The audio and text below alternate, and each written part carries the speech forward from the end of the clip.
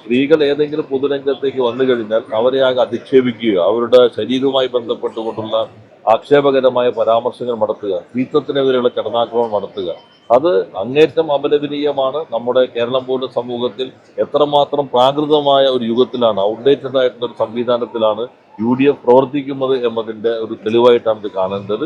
UDF-ന്റെ ഒരു നയത്തിന്റെ ഭാഗമാണെന്ന് വിശ്വസിക്കുന്നു. അത്ര ഒരു അങ്ങേയറ്റം തെറ്റായ പരാമർശമാണ് UDF-ന്റെ ഭാഗത്തുനിന്നുണ്ടായിട്ടുള്ളത്. UDF നേതൃത്വം, പ്രത്യേകിച്ചും അവിടുത്തെ നേതൃത്വം നടത്തിയിട്ടുള്ള പരാമർശം അത് ഒരു സ്ഥാനാർത്ഥി എന്ന നിലയിൽ സ്ത്രീകൾക്കെതിരെയുള്ള ആകെയുള്ള കടന്നാക്രമണമായിട്ട് വേണം കാണാനായിട്ട്.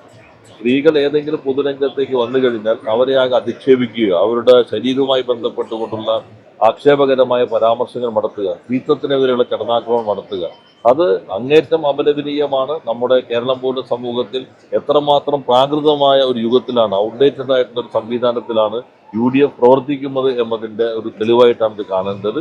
കേരളീയ സമൂഹം ഒറ്റക്കെട്ടായി തന്നെ UDF-ന്റെ ഇത്തരത്തിലുള്ള പ്രതികരണത്തിനെതിരെ നിലപാട് സ്വീകരിക്കേണ്ടതുണ്ട്.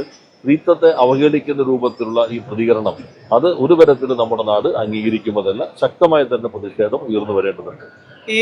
ഇതുവരെ ഈ പറഞ്ഞ നേതാവ് ഖേദം പ്രകടിപ്പിച്ചിട്ടുണ്ട്, പക്ഷെ അത് മതിയാകുമോ? അല്ല, അവരുടെ ഒരു രീതി നമുക്കിപ്പോൾ കഴിഞ്ഞ കുറച്ച് കാലമായി മുഖ്യമന്ത്രി തന്നെ അഭിമുഖത്തിൽ സൂചിപ്പിക്കുകയുണ്ടായിരുന്നു. എങ്ങനെയൊക്കെയാണ് ഓരോ പ്രശ്നങ്ങൾക്കകത്തും ഇവർ ഇടപെട്ടുകൊണ്ടിരിക്കുന്നത്. ഇവർ ഒരിക്കലും ഇരയാകപ്പെടുന്നവർക്കെതിരെ ഒപ്പമായിരുന്നില്ല, സ്ത്രീകൾക്കൊപ്പമായിരുന്നില്ല, വേട്ടനായ്ക്കൾക്കൊപ്പം നിലകൊള്ളുന്ന സമീപനമാണ് കോൺഗ്രസ് ഇത്രയും കാലം പല ഘട്ടങ്ങളിലും കേരളത്തിൽ സ്വീകരിച്ചിട്ടുള്ളത്. ഇപ്പോൾ മത്സരിക്കുന്ന സ്ഥാനാർത്ഥി, അത് തുടർച്ചയായിട്ട് MLA ആയി ജനങ്ങളുടെ അംഗീകാരം നേടിയിട്ടുള്ള ഒരാൾ മത്സരരംഗത്തേക്ക് വരുമ്പോൾ പോലും ഇതാണ് സ്ഥിതിയെങ്കിൽ എന്തായിരിക്കും നമ്മുടെ നാട്ടിലെ അവസ്ഥ?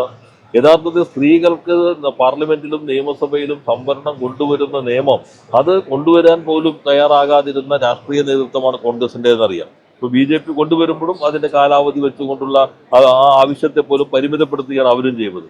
അപ്പൊ കോൺഗ്രസിന്റെ സ്ത്രീവിരുദ്ധ നിലപാടാണ് ഇതിനകത്ത് പ്രതിഫലിച്ചിട്ടുള്ളത്. എത്ര സൂക്ഷിച്ചു കഴിഞ്ഞാലും ഇവരുടെ ഇത്തരത്തിലുള്ള വിരുദ്ധ വികാരങ്ങൾ പ്രകടമാകുന്നുണ്ട്. കേരളീയ സമൂഹം ഒറ്റക്കെട്ടായി തന്നെ അതിൽ പ്രതിഷേധിക്കേണ്ടതുണ്ട്.